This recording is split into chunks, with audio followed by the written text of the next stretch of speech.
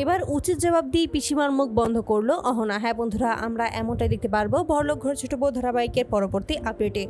তোমরা যারা এই চ্যানেলটিতে নতুন আছো তারা কিন্তু অবশ্যই এই চ্যানেলটি সাবস্ক্রাইব করতে ভুলো না। তো চলো বিস্তারিত জেনে আসি। অহনাকে নিয়ে যখনই বাড়ির ভিতর প্রবেশ করে ঠিক সেই মুহূর্তে সবাই অবাক হয়ে তাকিয়ে থাকে অহনার দিকে। আসলে এই মেয়েটা কে, কাকেই বা অর্জুন বিয়ে করে নিয়ে এসেছে, এই সমস্ত কিছু দেখার জন্য উদ্বেগ হয়ে থাকে। ঠিক সেই মুহূর্তে কিছু প্রতিবেশীরা সেখানে হাজির হয় আর তখনই বলছে এই ছোট আবারও এই মেয়েটাকে বিয়ে করে নিয়ে এসেছে, এটা কিভাবে হতে পারে? এই না হয় 2 দিন আগেই ওদের ডিভোর্সের কাজ সম্পন্ন হয়েছে, আর একদিন মাঝখান যেতে না যেতেই আবার নতুন একজনকে বিয়ে করে নিয়ে এসেছে, এটা কিন্তু কোনোভাবেই আমরা মেনে নিতে পারছি না। ঠিক তখনই দুর্গাদেবী বলছে কেন আপনারা কেন মানতে পারছেন না? আমার ছেলে নিজেও সিদ্ধান্ত নিয়েছিল সে বিয়ে করবে, আর তার জন্য আমি আমার ছেলেকে বিয়ে করিয়েছি, এখানে সমস্যা কোথায়? ঠিক তখনই ওই প্রতিবেশী বলছে আপনারা যত যাই বলুন না কেন, আসলে অহনাই ছিল এই বাড়ির প্রত্যেকটা মানুষের প্রাণ, এবং এই অহনাই সকলকে ঠিক পথে আনার চেষ্টা করেছিল, এবং অহনার মাধ্যমে আমরা সকলে সত্যিটা আর মিথ্যেটা বুঝতে পারছিলাম। আর হঠাৎ করে আপনারা ওকে এবার থেকে তাড়িয়ে দিলেন, এটা আপনারা কোনোদিনও ঠিক করেননি, এর জন্য আপনাদের উচিত শিক্ষা পেতেই হবে। আর এই সমস্ত শুনে তখন মিটিমিটি হাসতে থাকে অর্জুন, কারণ কেউ তো এখনো বুঝতে পারছে না আসলে এই ঘুমটার আড়ালে যে অহনা নিজেই রয়েছে।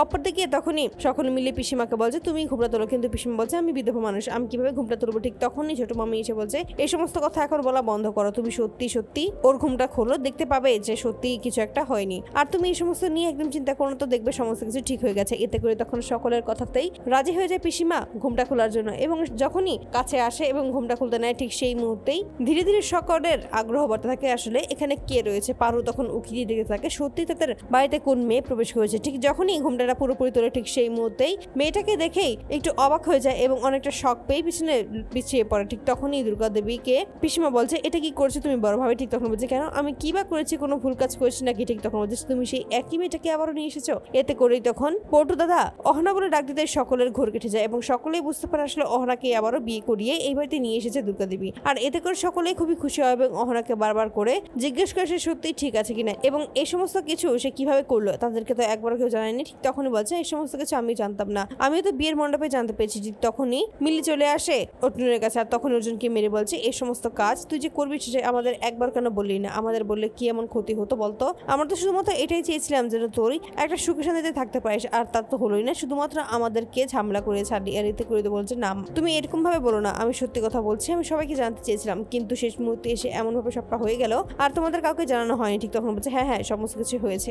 এই বলেই তখন দুজনকে একা ছেড়ে দেয়। ঠিক সেই মুহূর্তে পিসিমা বলছে এটা তুমি একদম ঠিক করনি, আবারও ওই মেয়েটাকে এই বাড়িতে নিয়ে এসেছো, এটা আমরা কোনোভাবে মেনে নিতে পারছি না। ঠিক তখনই কিছু প্রতিবেশী বলছে বেশ, তাহলে আপনারা যদি মেনে নিতে নাই পারেন তাহলে এখানে কেন রয়েছেন আমি সেটাই বুঝতে পারছি না। আর এতে করে তখন একটু অবাকি হয়ে যায় পিসিমা। ঠিক তখন বলছে আপনারা বাইরের মানুষে আমাকে এই সমস্ত কথা শোনাচ্ছেন কেন, আমি সেটাই বুঝতে পারছি না। আর এই সমস্ত কথা শুনে তখন অহনা বলছে অনেক হয়েছে, এখন আমরা যে যার ঘরে চলে যাই, এই বলে তখন ঘরে চলে যায়। অপরদিকে পরের দিন সকালবেলা সকলের জন্য নাস্তা নিয়ে তৈরি হয় অহনা, এবং সকলের জন্য চা নিয়ে আসে, কিন্তু পিসিমা স্পষ্ট করে জানিয়ে দেয় সে এই চা খাবে না। এতে করে তখন অহনা অনেক করে বুঝিয়ে বলেছে বেশ, তাহলে আমার সাথে না অভিমান করেছেন, আমার চার সাথে তো আর আপনার কোনো অভিমান নেই। ঠিক তখন বলছে না আমি কারোর সাথে কোনো অভিমান করিনি, আমি তো স্পষ্ট করে বললাম সবটা। ঠিক তখন বলছে পিসিমা আপনি যতই মুখে বলুন না কেন আপনার মনে কোনো কষ্ট নেই, আমি খুব ভালোভাবে সবটা বুঝতে পারছি, আমি বুঝতে পারছি যে আপনার মনে কতটা কষ্ট লুকানো রয়েছে। আর এতে করে তখন হতভম্ব হয়ে যায় পিসিমা। ঠিক তখনই কাকিমা বলছে কেন, তোমাকে কে বললো যে ও সত্যি কষ্ট রয়েছে? ও কষ্ট জানলে অবশ্যই আমি আগে জানতাম। ঠিক তখনই অহনা বলছে না পিসিমা আপনি এমনটা ভাবে জানেন না, কিন্তু সত্যি কথা বলছি পিসিমা রাতে খুবই কষ্ট পেয়েছে।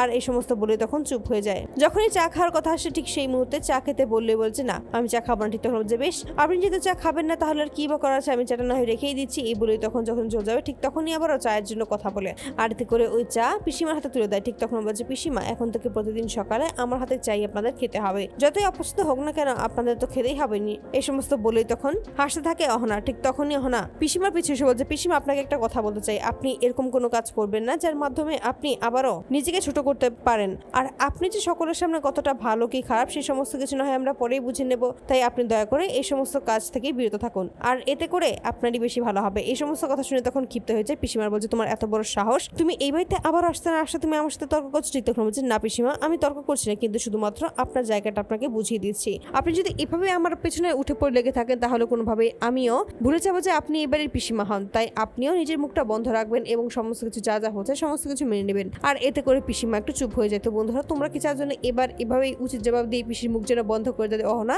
অবশ্যই তোমরা তোমাদের মতামত কমেন্ট বক্সে জানতে ভুলো না। ধন্যবাদ।